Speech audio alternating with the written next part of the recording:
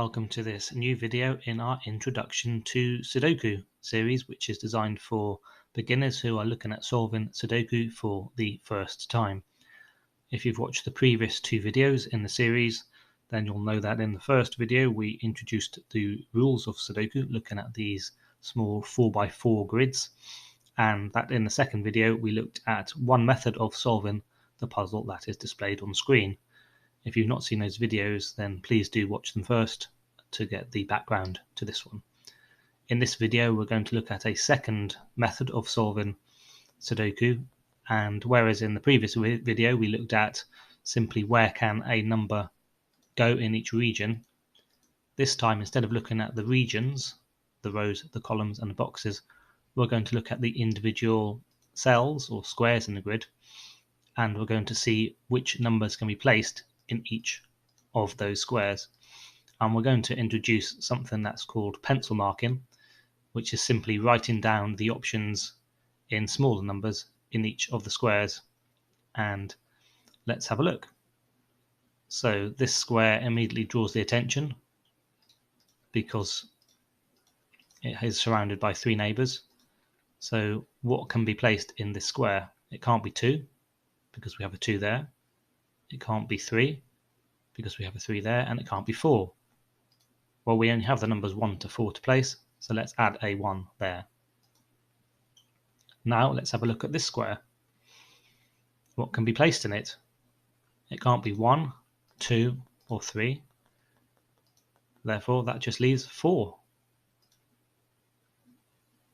Now let's have a look at this square. What can it contain?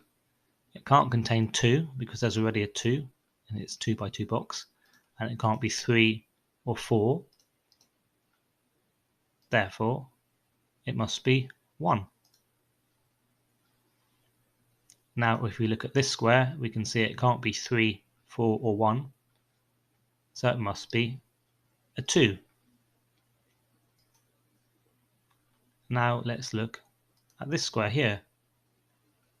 We can see it can't be a 2, a 3 or a 4, so it must be a 1. This square here already contains 1, 2 or 3 in the box, so it must be a 4. And over here we already have the 1, 2 and the 4 for the row, so it must contain a 3. Let's look at this square here. It can't contain a 1, a 3 or a 4, therefore it must contain a 2. This square here only has one option left now because the 1, 2 and 3 are placed in the row, so it must be a 4. Likewise in this row we have the 1, 2 and 4, so we can place a 3. In this column we have the 3, 4 and 2, so we can place a 1. And to complete the box, the row and the column, we need a 2. And so that is how to solve this 4x4 Sudoku using that rule. Now of course it's often not that simple,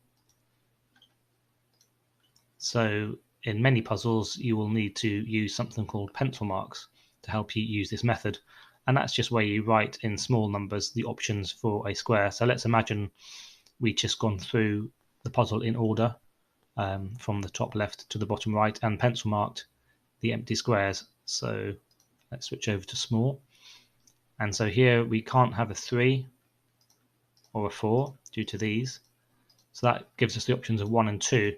And so pencil marking is just the process of writing the small digits in the corner of each square.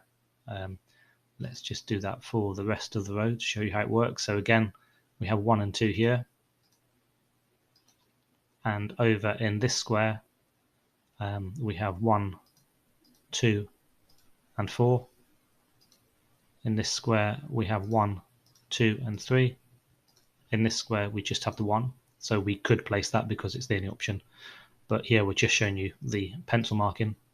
This is 1, 2. This can't be 2 or 3, so that's 1 or 4. This can't be 2, 3 or 4, so it's 1. So again we could actually place that number.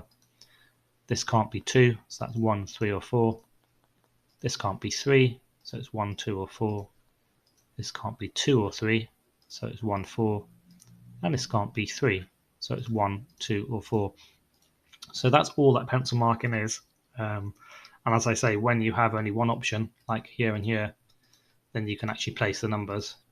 And when you place a pencil mark, you then go through the row, column, and box and take out the digit you've placed from the other options.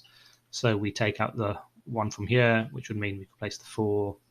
We take out the 1 from here, which would give us just the 2. We take out the 1 and now the 2 from here, which would give us the 4. And taking out the 1 from there and the 2 from there would give us the 3. And we can solve the rest of the puzzle.